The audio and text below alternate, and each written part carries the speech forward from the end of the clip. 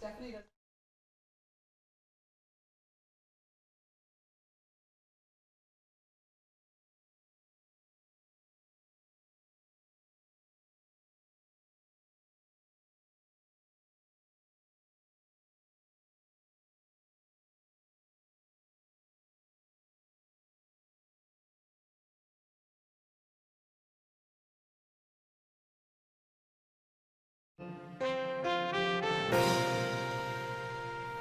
Good evening and welcome to Chicago Tonight on this Wednesday, September 18th.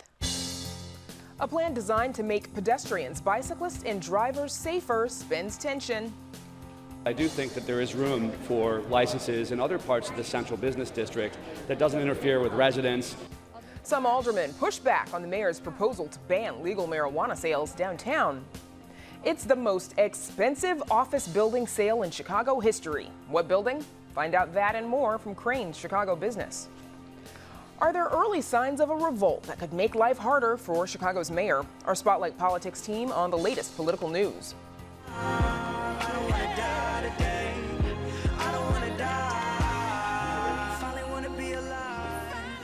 That's a clip from American rapper Logic's hit song promoting the National Suicide Prevention Hotline. Now the FCC wants to make that number a whole lot easier to remember. So we're really interested in connecting stories about Chicago to stories about architecture and the built environment around the world. The 2019 Chicago Architecture Biennial returns to the Culture Center and other sites around the city. And Geoffrey Baer takes us back to when Chicago hosted the 1959 Pan American Games in this week's Ask Geoffrey.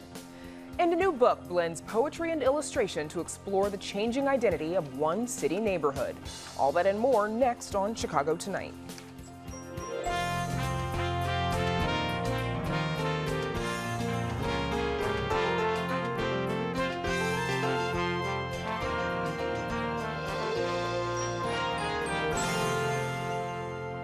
Thanks for joining us. I'm Brandis Friedman. First tonight, we go to Carol Maureen and a heated debate over a proposed bike route. Carol.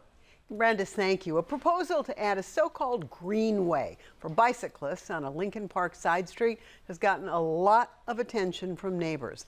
The bikeway would run along Dickens Avenue just north of Armitage from Lincoln Park Zoo to Clybourne. While car traffic on the street is one-way westbound, these renderings from the city show the proposed contraflow bike lane letting bicycle traffic head east and west. The city says similar bikeways in other neighborhoods have increased bike traffic and decreased crashes, but not everyone is buying that. Joining us to discuss the proposal are Lincoln Park residents, Stephanie Sims, who supports the idea, Gary Sinclair, who opposes it. So Stephanie, let's start with you on this. Why is this a good idea?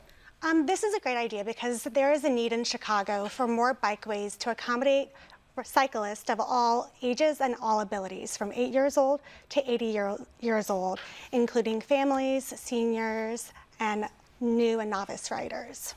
But at the same time, this Dickens is a one-way street, and now you're going to introduce two-way bike traffic. Dickens has already seen bike riders going the wrong way anyhow. Yes. So residents have had some issues with how Dickens has been used. How does this solve that? Yes, so what's important for bikers and for all users of the street to realize is visibility is increasingly important for the safety of all users. So when we talk about visibility, if you have a marked bike lane going in both directions, then that indicates to the drivers and to pedestrians that bikers are expected to go both ways. They're already doing it. This just makes it safer by acknowledging them. So Gary, why is this a bad idea? Well, one of the major issues is that the bike greenway goes through Oz Park. And Oz Park basically,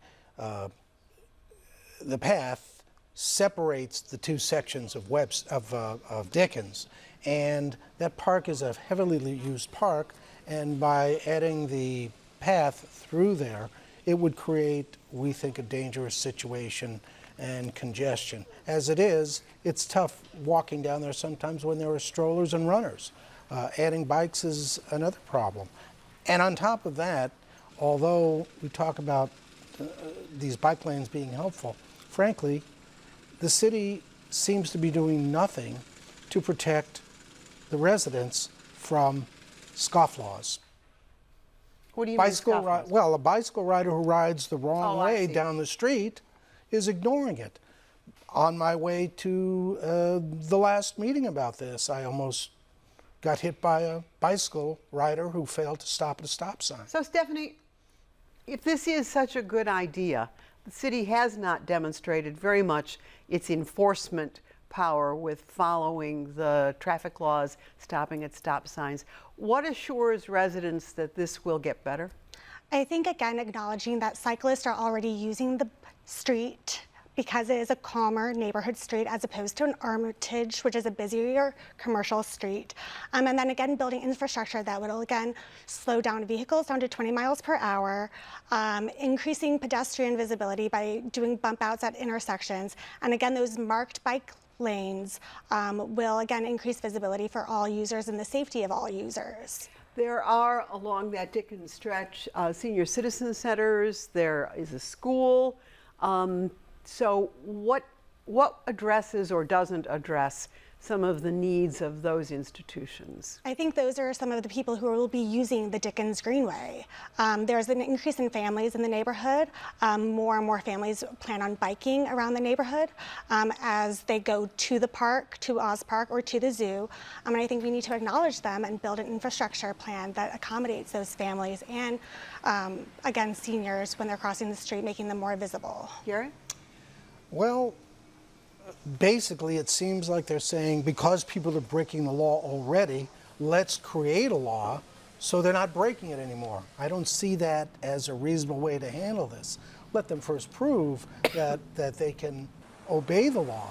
But on top of that, most of the residents who live at least in Lincoln Central, which encompasses Oz Park, are opposed to it because they know how heavily used that park is. And we don't want to bring additional traffic to a park that's already the most heavily used park in Lincoln Park, other than the main park. But isn't part of that people don't want change, and change is coming and more people are biking? That's not the issue. I mean, to be blunt, my younger son and daughter-in-law who live here in Chicago are avid bikers. So I don't have an objection to biking. I do have an objection to taking what is now a very quiet street and what is really a safe street and a safe park and turning it into a bikeway that increases the traffic. And there is that argument from some of the residents, isn't there, Stephanie, that Dickens is a quiet street and it is a kind of placid area, so wouldn't this disrupt it? It's been my experience. I've talked to hundreds of neighbors and I've gotten over 300 signatures in support of the Dickens Bikeway, that people are in favor of this and people will use this bikeway. Again, the park, Oz Park, it is a great asset to our neighborhood, and I think people want to continue to utilize Oz Park to go to with their families and ride around their bikes with their families. So as we discuss this here, why should anyone in the rest of the city care about this issue or not in the city? Is there some significance to this discussion above and beyond just this neighborhood? I would agree with that. I mean, there are certainly an attempt to expand greenways, and maybe in some places they're a better idea. But we don't believe in the people of Lincoln Central, who are basically 61% against this program, think that this is the right place for it. And Stephanie, from your standpoint, why will people who are not directly affected care? I think this is a great asset for our city of Chicago and a great initiative for our city to take on. Again, as we look to become a more global, welcoming city, again, creating bikeways that are safer for people of all ages and abilities, that's only going to create a safer environment for people to get out of their cars and into, or biking throughout the city or walking throughout the city, and that's a great thing. So you see it as a kind of template for further growth along these? I would love if there was more bikeways throughout the city. Does it become sort of a truism that bicyclists hate motorists and motorists hate bicyclists, or is that what part of this is at all?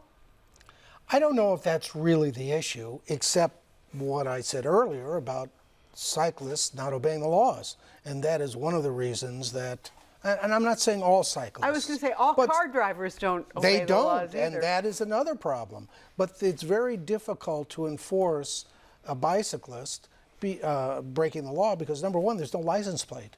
You don't know who they are.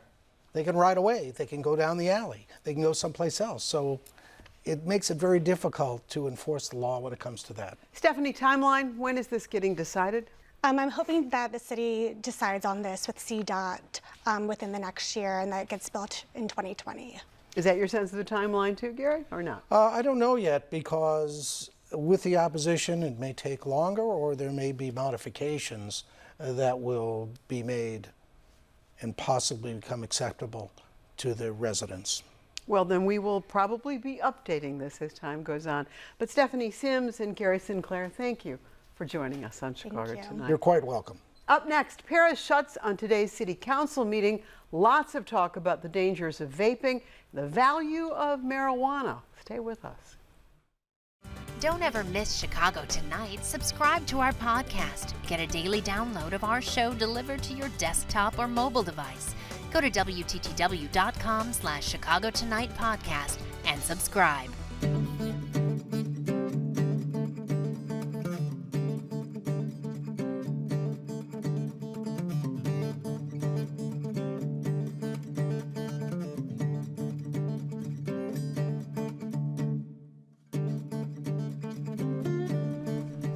Chicago's mayor and aldermen are looking to take strict action on vaping while welcoming the sale of cannabis. Those two vices dominated the discussion at today's city council meeting, which featured another testy exchange between the mayor and an opposing alderman. Paris Schutz was there, and he's here now with the latest. Paris. Brandis, the message from today's city council meeting is that vaping is on the outs and marijuana use is on the rise. So first on pot, some aldermen are pushing back against Mayor Lightfoot's proposal to ban pot sales in the central business district. This, of course, when pot becomes legal on January 1st. So the so-called exclusion zone would be bordered by the Chicago River to the west in the loop and then LaSalle Street to the west and River North.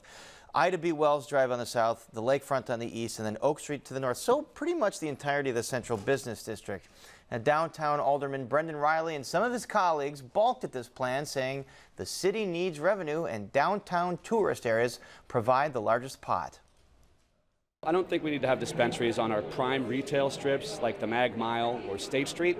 But I do think that there is room for licenses in other parts of the central business district that doesn't interfere with residents, doesn't conflict with schools. So my hope is we can have a dialogue and try and work something out over the next several weeks. I think if you did anything, if we're talking about raising revenue and raising funds, I would double the fee for licenses in the central business district as opposed to eliminating it totally. Now, Lightfoot formally introduced her ordinance today. It establishes 7 cannabis zones across the city, which will have a limit on permits for new dispensaries in each zone. She says she doesn't believe that there's going to be that much revenue from any downtown pot stores, so she does not appear to be altering her proposal yet. We'd like to see the opportunities for economic development spread throughout. And as you also know, the area along our Mag Mile and our parks is incredibly important to our hotel and tourism business. We want to make sure that those stay family-friendly locations, but also the map provides plenty of areas in River North, the West Loop, and the South Loop. And a representative of a large medical cannabis company that will be vying for legal pot business says he believes this is a mistake and that downtown is tailor-made for the business. It's understandable that there might be certain areas that they don't want dispensaries to be, and the city has that privilege, but putting dispensaries where people live, where people work, where they stay when they come to visit is really important. It's legal and we want people to have access, and the stigma associated with cannabis shouldn't prevent that from happening. This ordinance also establishes a buffer. No stores can open up within 500 feet of any kind of school. Also, there cannot be any stores in any residentially zoned areas. And the way this will all work to get a permit is it will have to go before the Zoning Board of Appeals, which is kind of an obscure agency of 4 board members appointed by the mayor. They'll have the final say on this, although there are some aldermen saying, hey, this might be a good instance to use aldermanic prerogative since the mayor has taken some of that power away. In Paris, earlier you said sort of that, marijuana is in, vaping is out. City Council today taking steps to limit, to restrict vaping as well. Well, one alderman, the 15th Ward's Ray Lopez, introduced an ordinance today that would ban sales of any vape products outright in the city. He says more than half of his colleagues have already signed on in support, and he says because of the current national health scare surrounding this product, it's time to take severe action. No exceptions, a complete ban on e-cigarettes, vaping, and all the accessories that go with it. Because obviously, in an industry where there's so many options to accessorize, this isn't about stopping the use of the product. They're trying to encourage greater use. So we must do a total ban in the city of Chicago. No retail sales, no giving them away, no bartering, no nothing, or risk a $5,000 fine.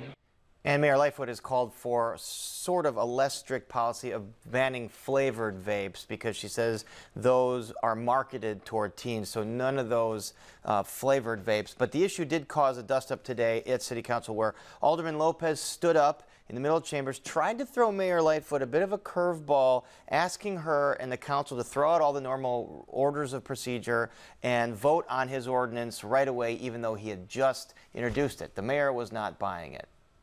Rules require that any report on an ordinance come from a committee unless there has been a properly noticed motion to discharge, and there is no such motion with respect to your ordinance. Accordingly, I'm ruling your motion out of order.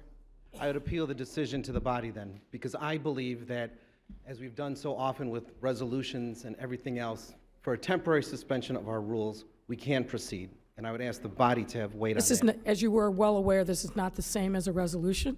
That I've made a ruling that your motion is out of order for the two reasons that I stated. So a little curveball there that fell flat, Brandis, because normal rules of procedure say that you introduce an ordinance, can't vote on it that day. It must go to a committee where the committee will have hearings, people will testify, then they vote on it, then it moves back to the full city council for a vote. So the soonest that that could happen would be in October, and in October could be when they take action on marijuana. So Mayor Lightfoot asked to respond to this dust-up today. She says she believes Alderman Lopez was pulling a political stunt. And Amanda Vinicky now will have a little bit more on some of these substantive pieces of legislation that passed City Council today. That's right. Paris, thank you. Good news for anyone who has accumulated a bunch of parking tickets. Chicago is actually reducing some fines and fees. Amanda Vinicky has that story and more of what's making news in Chicago tonight. Amanda. Brandis, no longer will non-moving violations, think parking tickets or driving with an expired license plate, lead anyone to lose their driver's license. The city sticker ticket debt is crazy. Only 1 out of 3 city sticker tickets are being paid a year. This is debt on our books we are never going to see. And if we keep this debt on the back of our communities, they can't get jobs, they can't get childcare, they can't drive to work. The just approved measure also lowers the late fee for an expired city sticker, gives drivers a day to buy a new one before getting hit with a second citation, and establishes a payment plan for scofflaws to pay back their debts. All of that is expected to put a bigger dent in the city's budget cap. The city watchdog's report on the police shooting of Laquan McDonald has been kept under seal, but Mayor Lightfoot promises it will be made public, quote, soon. A just approved ordinance allows the city's attorneys to release Inspector General reports whenever there's a finding of wrongdoing that involves a death or felony that's of a compelling public interest. The mayor says her office is working to get relevant documents ready for public release. Mayor Lightfoot's putting the brakes on a political rival's plan to reduce train fares for commuters who live on the south side and in the south suburbs. Cook County Board President Tony Preckwinkle earlier this week said giving Southland greater access to transportation is a matter of racial equity. She's working to increase train service to and from the southern part of Cook County and to use taxpayer money to help reduce fares on Metra's Electric and Rock Island lines. But Lightfoot says that would have a dramatic effect on Chicago's transit authority. Obviously, there's an area of the south side where we need to have better transportation services. That Metro line is underserved, and I'm absolutely willing to work with Metro and the county. But this particular proposal, I think, causes problems for the CTA, and I'm not going to support something that would have the effect of diminishing ridership with the CTA. As for the weather, mostly clear skies tonight with a low around 63. Gorgeous day tomorrow, mostly sunny with a high near 84. And now, Brandis, back to you. Amanda, thank you. Still to come on Chicago tonight, early trouble for the mayor. Our Spotlight team shares its take. The National Suicide Prevention Lifeline is 1-800-273-TALK. But the FCC wants to make that number a whole lot easier to remember and dial. A look behind the scenes at this year's Chicago Architectural Biennial. Geoffrey Baer swings into the history of Chicago's 1959 Pan American Games in this week's Ask Geoffrey. And a new book looks at the gentrification of Wicker Park through the lens of poetry and illustration. But first, some of today's top business headlines from Crain's. Here's Ann Dwyer. Brandis, it seemed only a matter of time before skyrocketing property values in the Fulton Market District would result in the most expensive office building sale in the city's history. That title now belongs to a relatively nondescript 7-story office building on a site that was a surface parking lot just 2 years ago. Real estate developer Shapack Partners announced today it has sold the 70,000 square foot office building that it built at 811 West Fulton Market to a Boston-based investor for $50.3 million. The sale at $775 per square rentable foot topped the previous record of $734 set just 8 months ago for the RX Bar headquarters at 412 North Wells Street in River North. It's the latest illustration of the eye-popping sums investors are paying for Fulton Market real estate as the corridor continues to transform itself into an office, restaurant, and retailing hub. Meanwhile, Illinois Congressman Raja Krishnamurthy is making headlines today, putting pressure on Juul Labs to disclose documents as he and his colleagues on the House Oversight Committee investigate a string of mysterious deaths and lung disease outbreaks potentially linked to vaping. In a letter to the e-cigarette maker, the Schaumburg Democrats said Juul had failed to turn over requested documents and that further delay could result in a subpoena. And finally, Drive Shack, a spot where people drink and eat between hitting golf balls, plans a big driving range along the Chicago River in Bucktown on the site of the former Vienna Beef hot dog factory.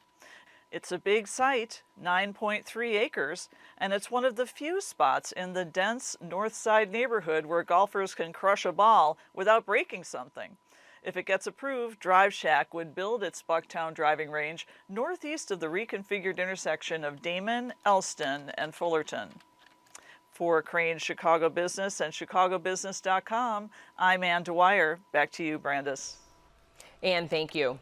Mayor Lightfoot is looking at a rigorous fall. We're about a month out from when she has to make public how she'll close an $838 million budget gap. But there are already signs of struggle, given the high stakes of a Chicago casino. Are the city and state betting too big on gambling? And an Illinois congressional race gets national attention.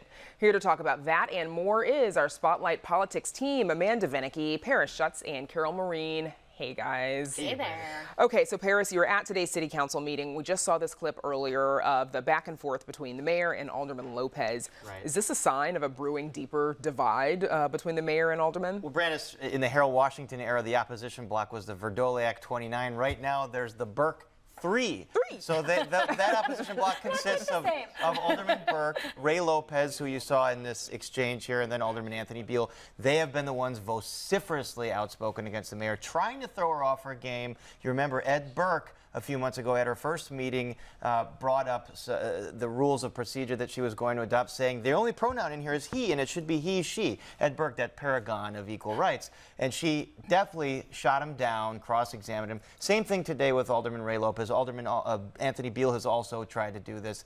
They have not succeeded, but there's some thought that they're trying to pave the way for more people possibly down the road to get up and maybe scuttle her plans. But right now, she has a coalition sticking together. She's been able to pass most of what she's wanted. I mean, she has said that she doesn't need an 100% success rate with all aldermen to be backing her on every initiative, even though in the past you've kind of heard and thought of that the mayor gets everything, and that has been seen as a sign of strength.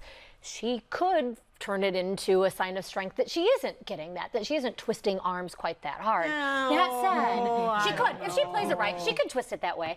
But I nonetheless think that there are so many different facets of the city council. That may be the Burke 3 right now, or whoever you termed it, Paris. But there are also, I mean, the Progressive Caucus has its own demands of her. Let's remember that the Progressive Progressive Caucus very difficult. never could really stand in Rahm Emanuel's way or Rich Daley's way, and so the Burke 3 could be the Burke 14, and she still wins on her votes. Okay, so what does this mean about the mayor's ability to get her way then? Like, is this going to grow? Well, she's been able to get her way so far because a lot of these initiatives have had popular support. But you mentioned the budget, $838 million, and some aldermen who are opposed to Mayor Lightfoot said, this is where we're really going to get her, because if she's going to take away our prerogative and ask us to take difficult votes to raise taxes on people, she's got another thing coming. And those are difficult votes, period. Regardless of how popular she is, if everybody's looking out for their own back, then those are going to be some very difficult ordinances. She set the stage here by saying that this gap is really bad, that it was the previous administration, that we're going to make as much cuts, we're going to have a hiring freeze. So this is where the rubber's going to meet the road, and whether there is a true opposition to her. So far, she's held this tenuous coalition together. Okay, so speaking of aldermen, WBEZ was out with a report this week that the feds may have their eye on Alderman Carrie Austin's chief of staff. Why is that? Because they're looking at everything that involves Carrie Austin, and her chief of staff has a lot of real estate deals.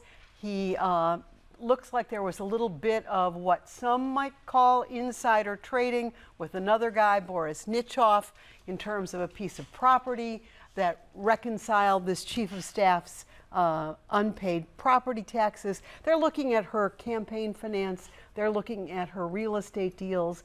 They're looking at the people close to her. They're looking at her family. So the feds basically are subpoenaing everything.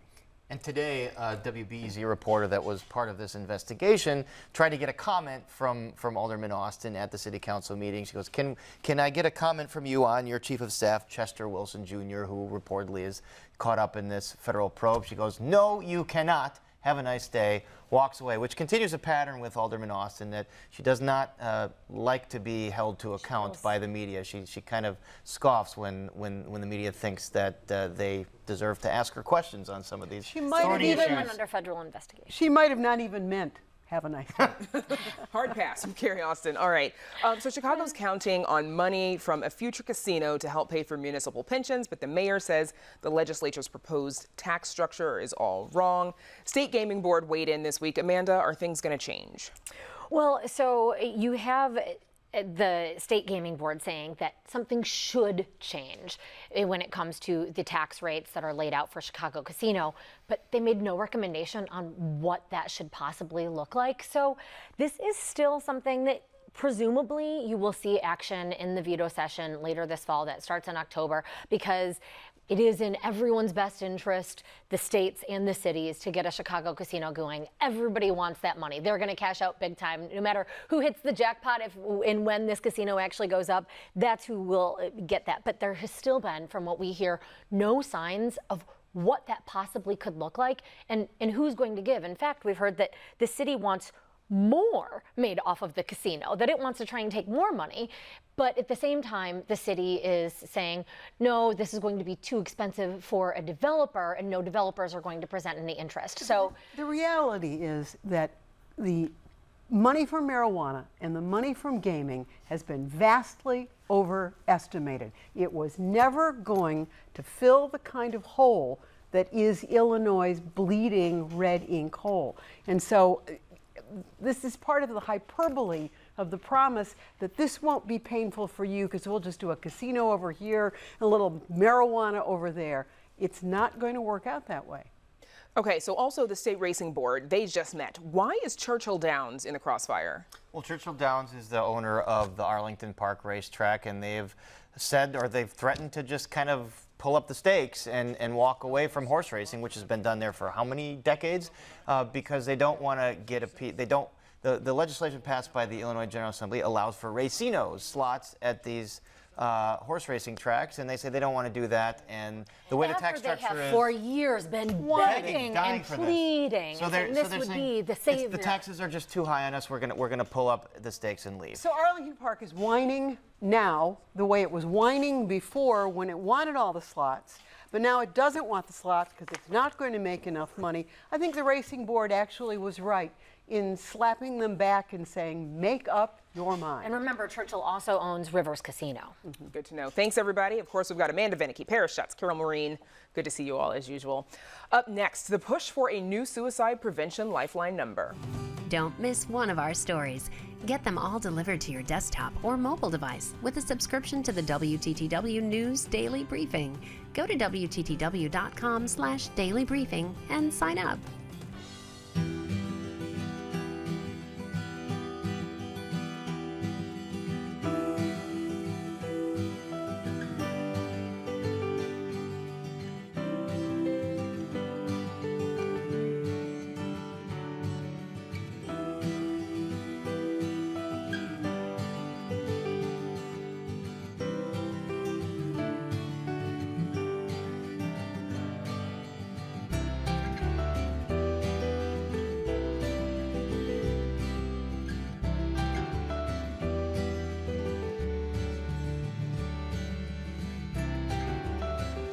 On average, there are 129 suicides a day in the United States. That's according to the Centers for Disease Control and Prevention. In 2017, the most recent year for which statistics are available, more than 47,000 Americans died by suicide, and some 1.4 million are believed to have attempted suicide, and that rate is on the rise. One tool in the battle against the epidemic is the National Suicide Prevention Lifeline. That number currently is 1-800-273-TALK. But the Federal Communications Commission is now proposing to make that number a whole lot easier to remember by creating a new 3-digit hotline, 988. Joining us now to tell us more is Carol Levinson, an attorney whose daughter Elena unfortunately died by suicide at the age of 18. Levinson is with the Illinois chapter of the American Foundation for Suicide Prevention. Thank you for joining us. Thank you so much for having me. So what are your thoughts on the FCC's plan to turn the existing hotline into the 988 number? It's a fantastic step forward to have a 3-digit number. Those of us who've been interested in pursuing suicide prevention have looked to have that 3-digit number for a long time. So it's wonderful that they're finally acknowledging that that should happen. That particular number, though, may be problematic because it's not an N11 number. In other words, it doesn't end with a 11 like 911 or 311. And the infrastructure for a 988 number is technically more difficult. There are a number of areas in the country where there would have to be legacy networks changed out, and that would take a lot of time. So what we want to make sure is that whatever happens, that hotline is available to everyone at the same time. So what is the infrastructure behind the hotline number? Are there enough resources to answer the calls if they should come in? Okay. Well, in a word, no. Getting better.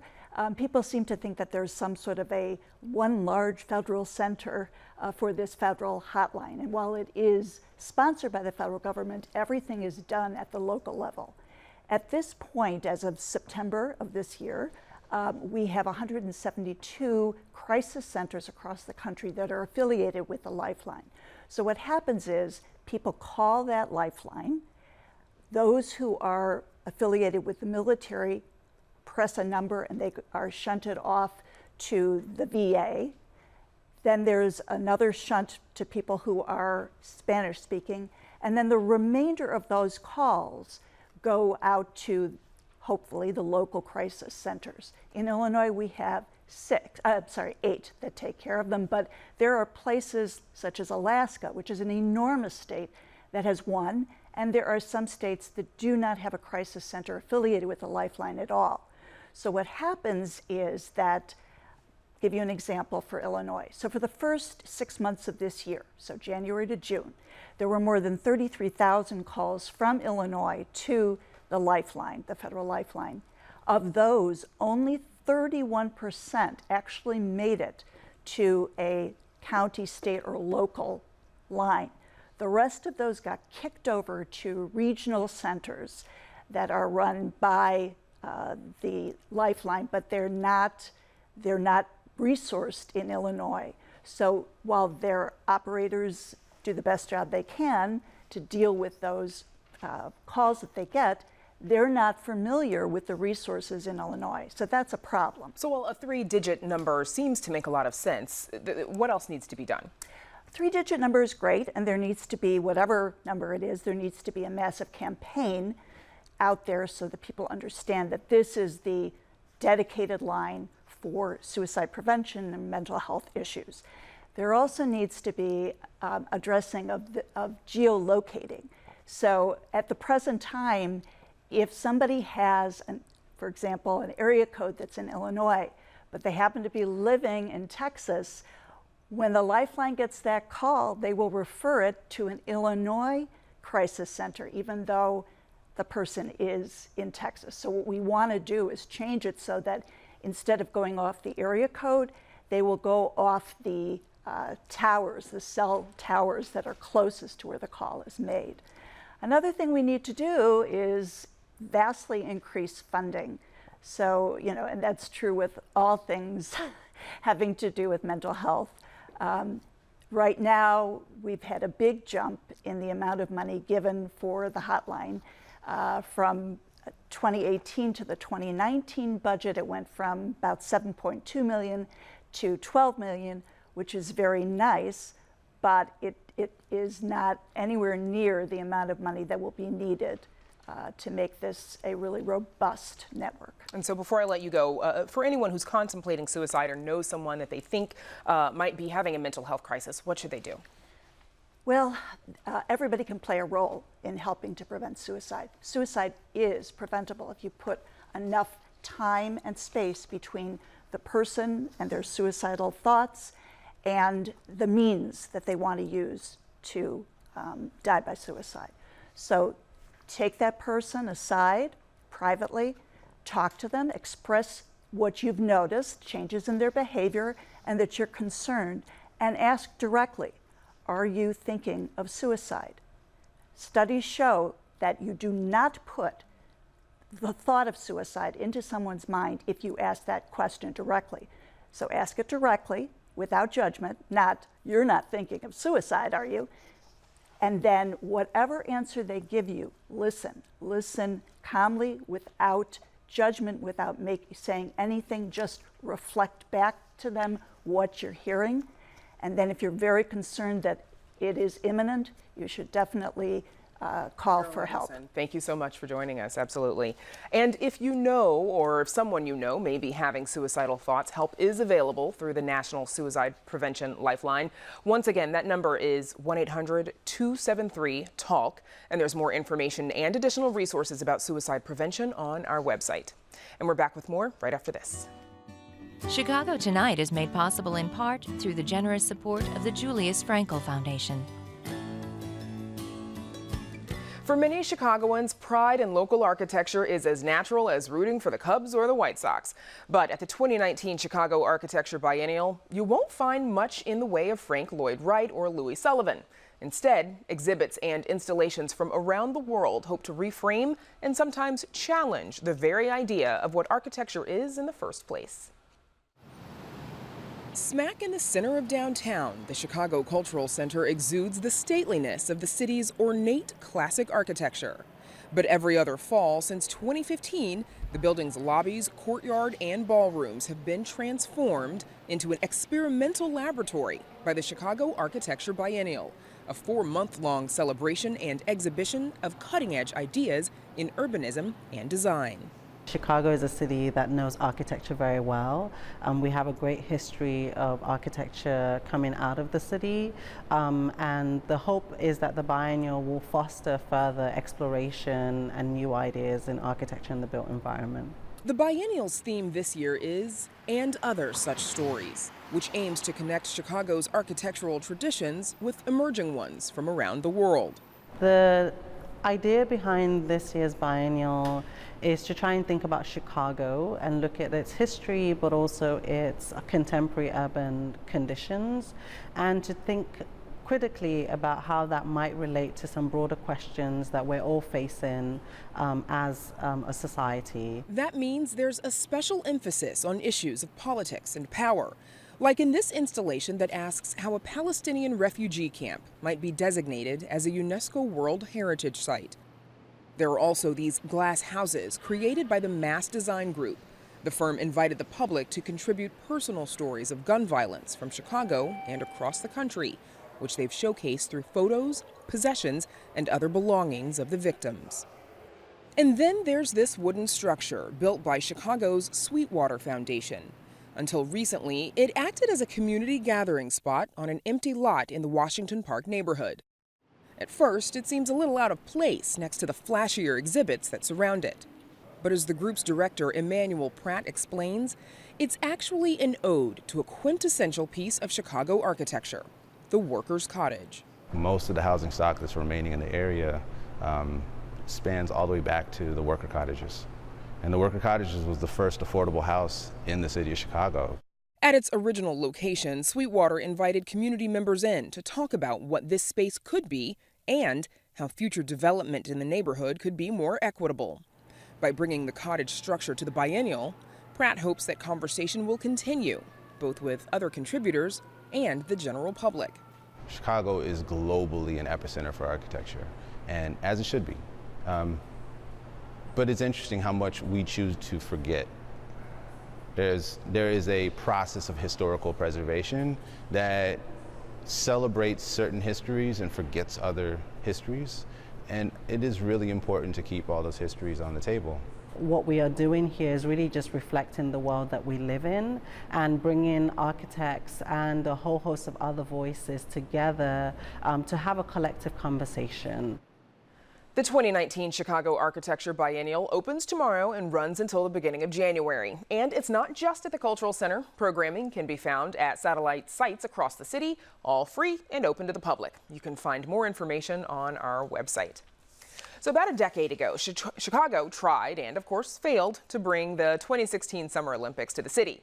Chicago ultimately lost out to Rio de Janeiro in Brazil, but that actually wasn't the first time the city tried to host a major international sporting event. Here to tell us more is Geoffrey Baer in this week's Ask Geoffrey. Hey, Geoffrey. Hi, Brandis. So, okay, tonight's question comes from Ed Kozak. He asks, what were some of the highlights from the Pan American Games held in Chicago in 1959? Yes, the Pan Am Games. So you did mention Chicago's failed bid for the 2016 Olympics, but the city did have better luck in 1959 when we hosted the third ever Pan American Games. Almost immediately, however, the event was marked by snafus. Chicagoans greeted the games with a little lack of interest, and actually there was even a mysterious murder, which we'll talk about later.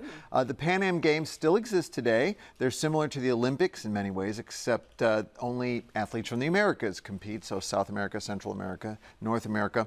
In Chicago, the opening and closing ceremonies in 1959 were at Soldier Field, and competitions took place all over the city and suburbs.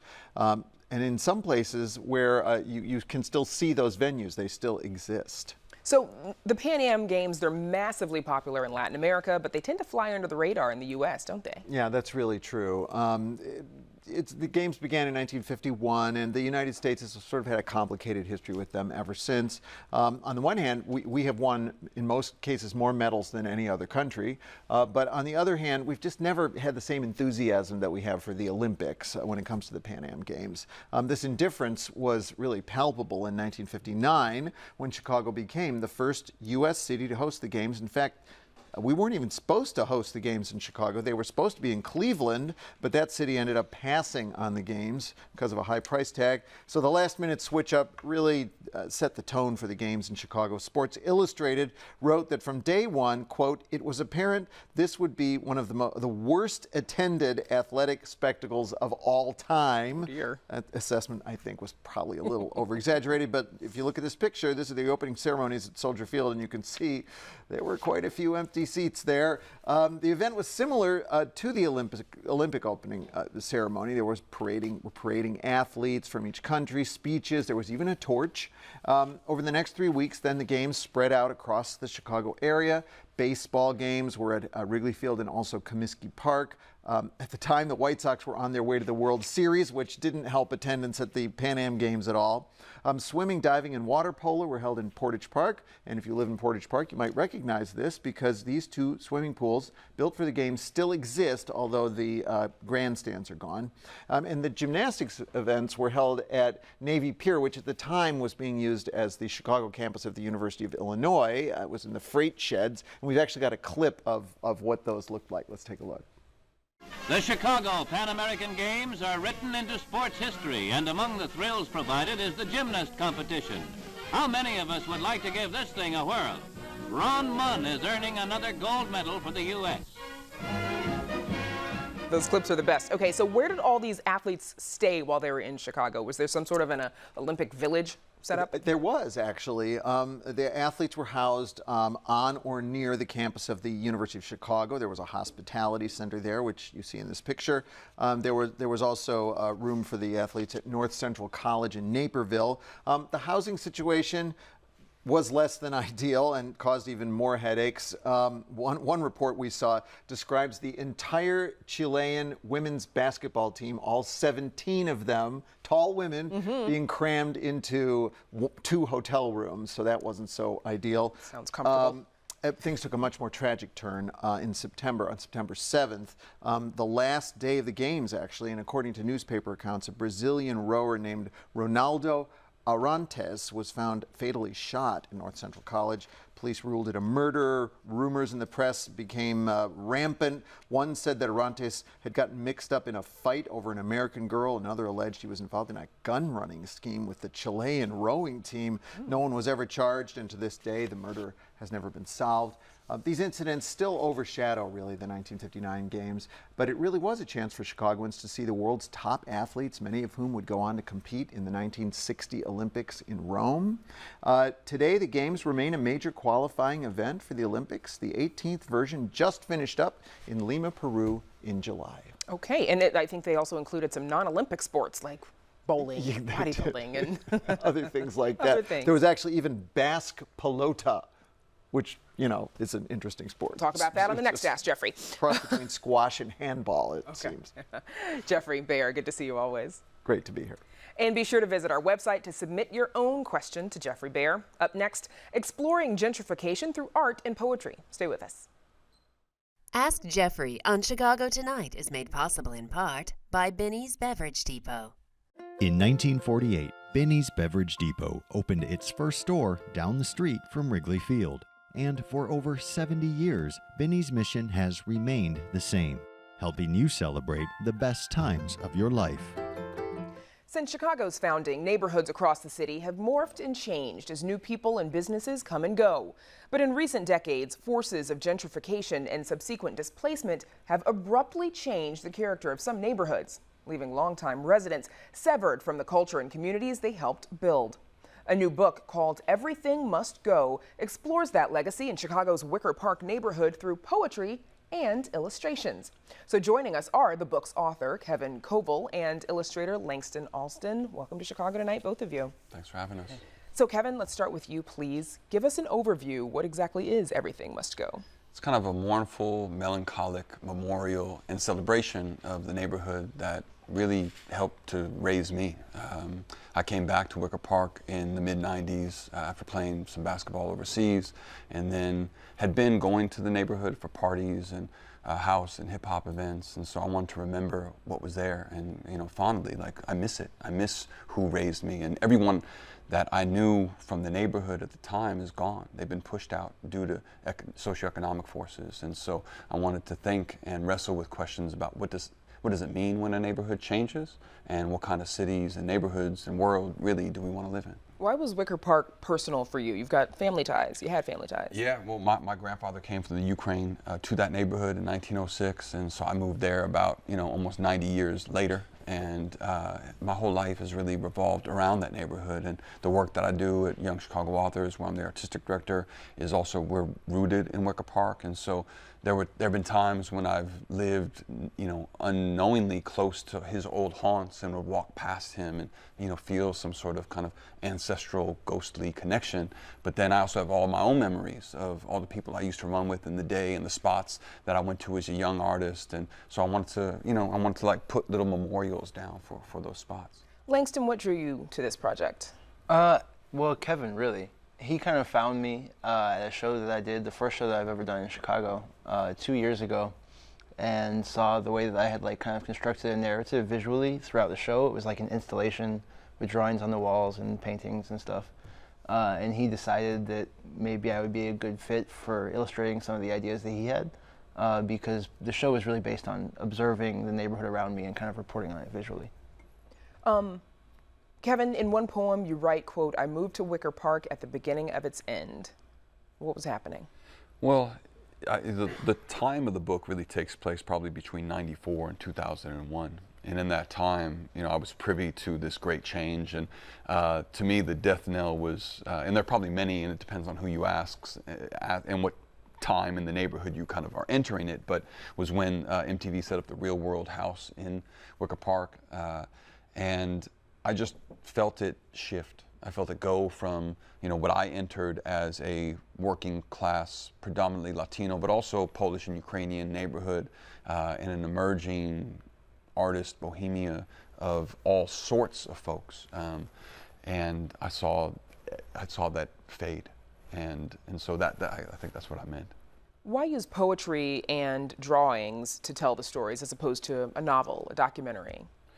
For me, I feel like poetry is perfect for our attention span right now. It's a good amount of time. It's short. It's impactful. I also see myself in the Chicago tradition of literature, and so Miss Gwendolyn Brooks did vignettes masterfully, and so I also love that kind of writing, from Maud Martha and Auntie Allen to Sandra Cisneros' house on Mango Street. And so I like telling the story of a neighborhood within these small, realist, working class portraits. And Langston's work and aesthetic is similar to how I imagine this book being represented visually.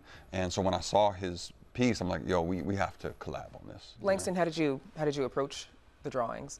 Well, we actually went through a long collaborative process, like talking about how I was going to do them and like where I was going to get the source material, because I wasn't in Wicker Park in the 90s. I was just born. And so like I didn't really have the same like visual background as Kevin did when I was coming to the book. But we walked up and down what's like left of the neighborhood, like, and talked about it pretty extensively, and it rung some bells because I live in New Orleans, and New Orleans is experiencing pretty violent gentrification now. And so thinking about how to kind of like marry Kevin's memories with like the real world as I've observed it like throughout my life was kind of like the driving force behind the illustrations. It's like, how can I take these poems about a place that I've never experienced and like kind of mix them together with what I actually do know and can speak to. And so that was where I got most of the material. Kevin, as you've mentioned, Wicker Park has obviously changed dramatically since you've lived there. What's been lost as the neighborhood becomes maybe wider and definitely more expensive? Well, one of my influences was the work of Jane Jacobs, and she speaks about the necessity for the smallness of a community when people really look out for one another on the street. And I miss that about neighborhoods, period. And I certainly miss that about Wicker Park in that moment where I was cared for, I was looked after. You could get anything on the avenue and, for better and worse. And people would also say what up to you and know your name. And in a bustling city, you wouldn't feel necessarily as isolated or alone because people on the street will call you out by, your street name or just how you wanted to be referred to. And I miss that sense of community, and I miss that certainly in Wicker now. You picked some specific characters to write about and to have Langston draw, of course, like a diner waitress or a tamale guy who frequents the bars late at night. What attracted you to these characters? I think both Langston and I really, we come from working people, we're working artists, and I think we honor and value that labor. And so to me, these people are heroes. And I think that when I think about, who should have posters made of them, I think of working people. I think of the tamale man or the tamale guy, and, the folks who work the tire store, and, all the women who work the third shift or whatever it is. To me, these are the heroes of the city. Langston, the poem Ode to the Dive Bar, the illustration that you created is presented almost like a graphic novel or a comic. Why did you approach it that way? Well, the original mixtape version of this book was actually more of a graphic novel. It was kind of like a fold-out thing that we distributed in small batch. How long ago? Like a few months ago. Yeah. It came out, and so the idea was to do the whole book like this, but there were some legibility issues. And so there's just going to be a few instances in the book where it's laid out in a graphic novel. And that, I think, is the best representation of how Kevin and I communicated about the poems and how I think about them visually. But it's not necessarily the easiest way to present a collection of poems in a book. And so there's just a few little gems like that. Kevin, you're the creative director, as you mentioned, at the organization Young Chicago Authors. Tell us a little bit more about the mission and the work there. Yeah, it's a youth arts organization in Wicker Park, but we serve over 10,000 young people around the city and really around the country. We run a festival called Louder Than a Bomb, the Chicago Youth Poetry Festival, that's about to celebrate its 20th season. And now we are expansive. I mean, we're kind of genre agnostic at this point. We have young people working in music and in fashion and in the visual art space. And, Langston's done a show in a new gallery. I mean, he did a solo show a few months ago at our gallery space at 1180 North Milwaukee. And so really it's a platform and a space where young people gather and kind of find out what they are passionate about. And we try to give them some tools to essentially do the work of telling their story. How does that work sort of overlap with your poetry? Oh, I teach because I am invested in listening to stories, and I'm invested in then telling stories, and so I tell the stories that are around me, like Miss Brooks told many young writers, tell the story that's in front of your nose, and I think I try to continue that tradition. I see myself as a part of that lineage and that heritage, and it was important for Miss Brooks to be engaged in the classroom and community spaces. It was important for my mentor, Hakim Adabudi, to be invested in community spaces and educational spaces, and so it's important to me, and I never say yo, tell my stories. I use my story as a quick turnaround to have a young person or whoever tell their own. All right. Langston Alston and Kevin Koval, thank you both for joining us. Thanks for having us. Again, the book is called Everything Must Go, The Life and Death of an American Neighborhood. And we're back with more right after this.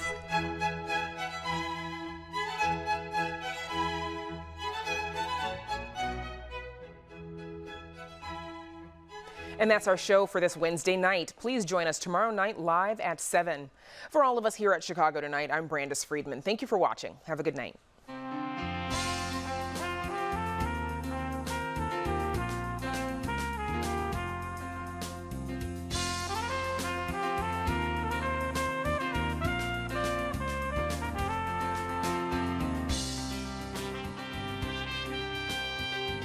Closed captioning for this program is brought to you by Robert A. Clifford and Clifford Law Offices, dedicated to preserving the dignity and rights of all individuals.